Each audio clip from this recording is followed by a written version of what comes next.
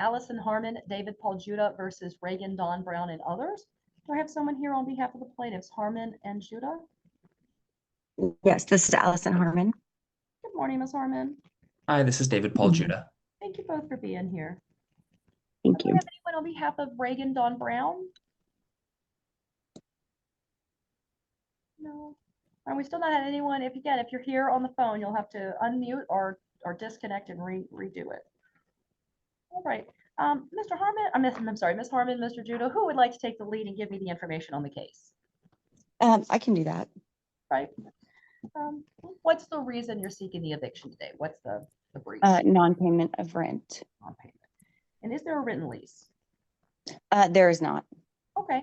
Had there been an oral agreement for the defendant to pay rent? Yes, ma'am. How much was the defendant supposed to pay? $350 per month. And had the defendant previously paid $350 per month? No. They moved in and never paid at all? Nope. Never paid at all. Correct. How long or what months are you seeking unpaid rent for? July 1st, 2024 through current. But I think when we submitted this, we put it July 1st through August 15th, 2025, thinking she would maybe leave. Ms. Harmon, So that was, Ms. Harmon, yes, has this person been unpaid in rent since last year? Yes, yes, ma'am. Do you have anything in writing where she says, I'm going to pay you, or I know I owe you the rent? So this is a little confusing because she is a family friend. We did give her a written lease that we never received back to scan in with that amount of payment of rent. Ms. Harmon, Ms. Harmon, Yes. Yes, ma'am. you wrote up a lease before the defendant moved in, Yes. and you gave it to her. Yes. She didn't sign it, Correct. but she moved in and you gave her the keys. Correct. And in that written lease, did it require her to pay $350 a month? Yes, ma'am. But she never signed the lease. You gave her the keys. She moved in and she never paid. Correct. Until this year, had you in writing told her you owe us money? Yes, ma'am. And do you have any of her responses to that? Via text, her saying that she would pay, that she had paid. She asked for account information for our mortgage company to make payments directly there. Paul Judah, my brother, never received any of those payments. But other than texts, and her phone has changed several times, I don't have anything in writing of her saying Okay. that she paid. I mean, she said she paid, but she didn't. So it's frustrating, but she did receive a 30-day notice to vacate on August 15th, which was posted on the door. Inside the door. Yeah. You gave her 30-day notice to vacate? Yes.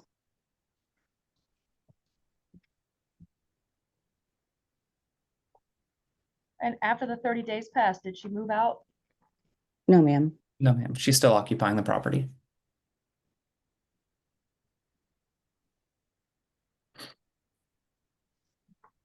All right. And you did provide us with the military affidavit? I believe so. I see that. No, you've sworn to it. I got one from Mr. Okay. Judah. So Mr. Judah, Okay, you said that you've personally known the individual for 20 years. You can confirm they've never served the military or been on active duty based on your personal knowledge. Okay, that's all we need. We have a sworn statement from one of the plaintiffs that you've done. And the reason you have that belief is based on your 20 years of knowledge. Okay. Correct. Let's confirm service to the defendant. And here's that return of service. All right, Deputy Mike Steele with the constable's office did affix and leave a copy of the notice with a white male there at the address. And that was returned and affixed to us. And that was on behalf of Reagan Don Brown for cost of $515.46. All right. Thank you. All right, now, Ms. Harmon, Mr. Judah, do you have in the documents that you send to us, is there anything in there from the defendant admitting that she owes money here recently? No, nothing written, unfortunately. Yeah. Okay, so I don't have, and this is where you might want to appeal me, right? I understand this is where people think it's strange, like I can appeal if I win. So today with what you've given me, and I take it as all true, right? There's no one to contradict it, and what you've shown me matches up with what you've said in your petition and in the paperwork you've given me here. I don't have any, legally, I don't see any problem with granting the eviction to you for possession. I have trouble granting any amount for the unpaid rent because there's nothing in writing. There's a long time where I'm not making a defense, but I can hear, it just strikes me, I don't know. So for I me understand. today, I would grant you possession with your cost of court, what it costs you to file and serve the defendant, but I'm not going to award anything for back grant.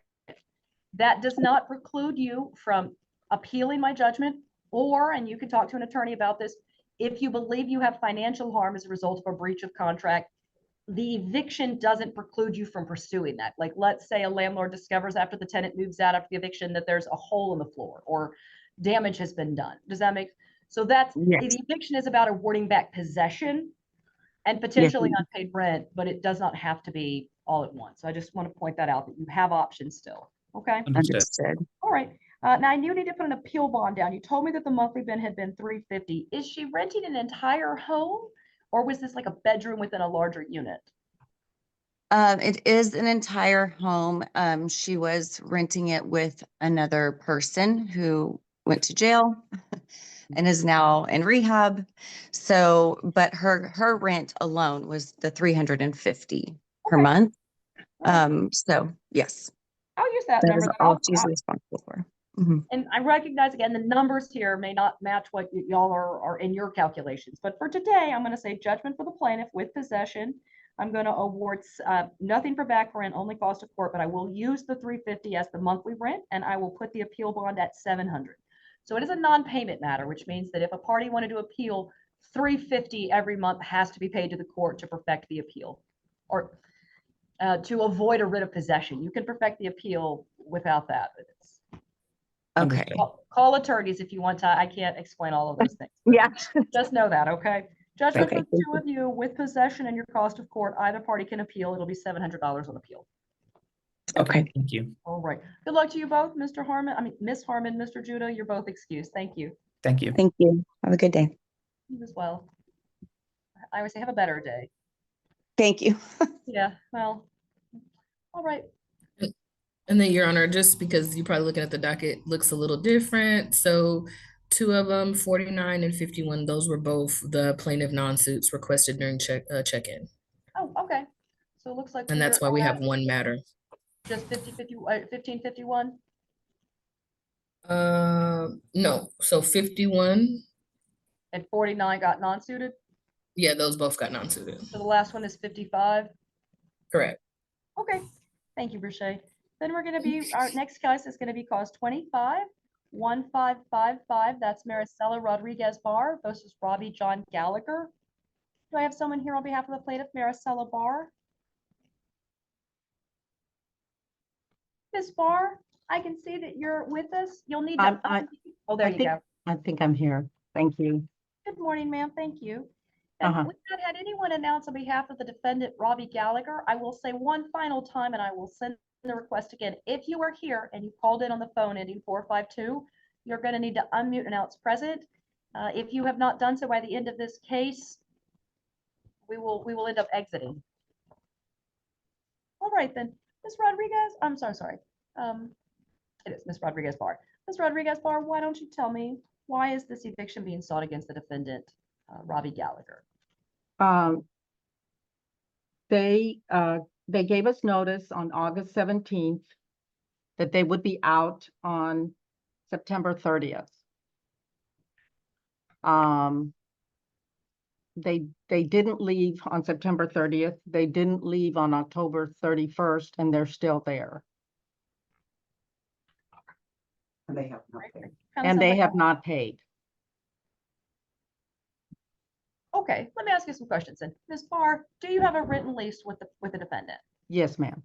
Under the written lease, is the defendant required to pay rent? Yes. How much rent? $1,800 a month. Is there any direct subsidy to you from the government for that rent?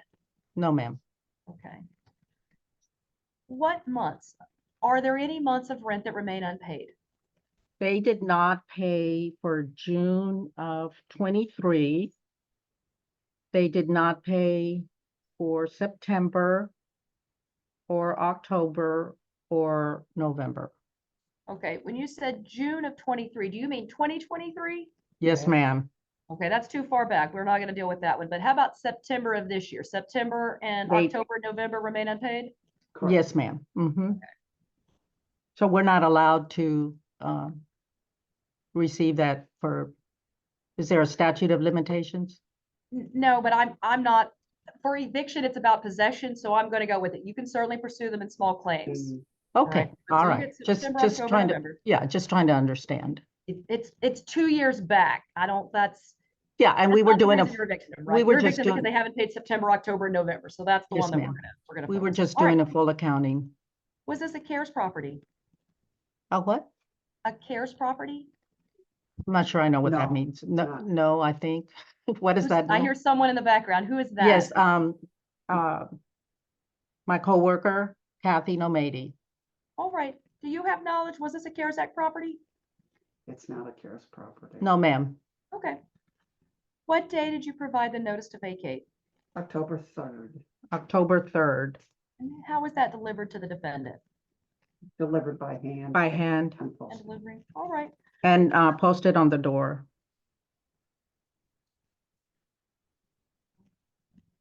Uh,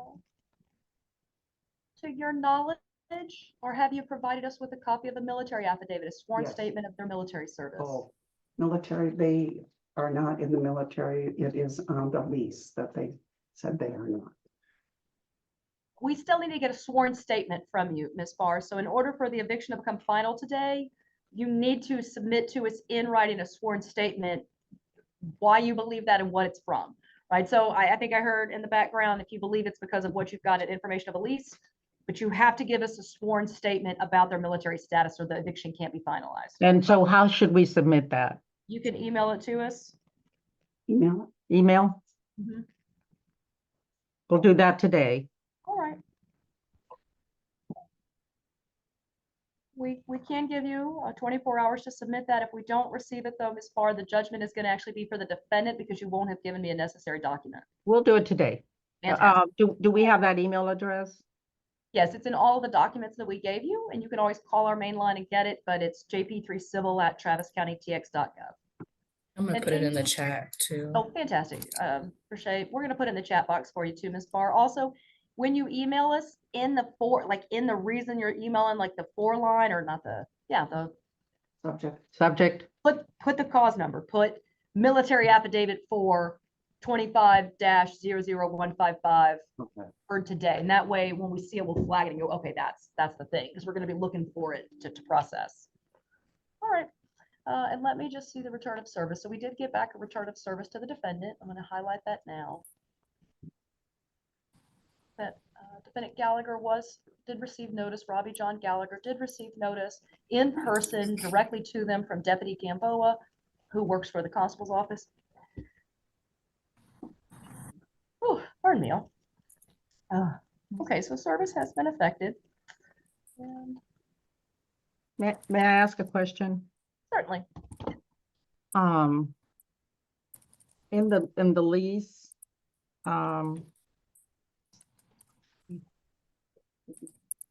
There are 3.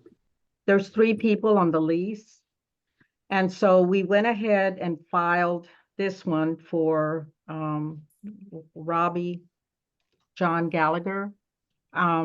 We also filed another one where we're scheduled to be heard on Thursday for Alice Ojeda, I'm sorry. So my question is, should we even go through that process or just this will be enough? Ms. Barr, I can't answer that. That's legal advice. I would say contact an attorney or contact someone who advises landlords about what is the best situation for you, given that you have more than one tenant and more than one defendant and you have more than one case. Okay, Okay. okay. I So, can inform you- but we're Ms. Barr, scheduled, yes, I'm ma'am. going to give you information. The only thing that your lawsuit is active against is its named defendants. So if you have another person, this judgment is only good as to Mr. Gallagher. Okay, so we'll show up on Thursday. That was my question. Whether you should or should not is totally up to you, right? I'm just saying that this judgment is only naming Robbie John Gallagher, and therefore it is only effective or useful as to that defendant, Robbie John Gallagher. Okay. And that helps me make my decision. Thank you. Okay.